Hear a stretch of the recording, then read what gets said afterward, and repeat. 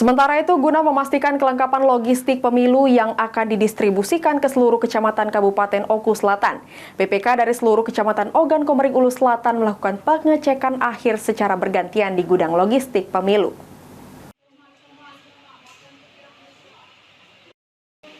Setelah melalui proses packing dan pengepakan di gudang logistik pemilu, KPU Ogan Komering Ulu Selatan akan segera didistribusikan ke seluruh kecamatan pada tanggal 8 hingga 10 Februari.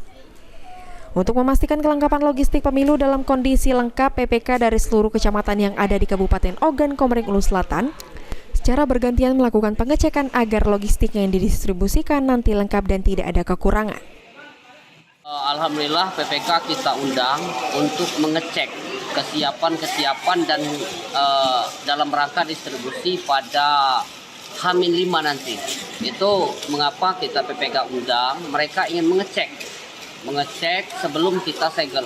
Kalau sudah disegel dan kemudian digeser ke kecamatan, itu sudah tidak bisa untuk dicek kembali. Makanya antisipasi PPK kami undang ke gudang untuk mengecek kesiapan logistik yang akan kita geser 5 hari sebelum pemilihan.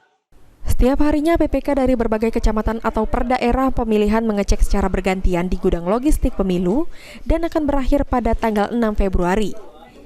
Sri Fitriana, PAL TV.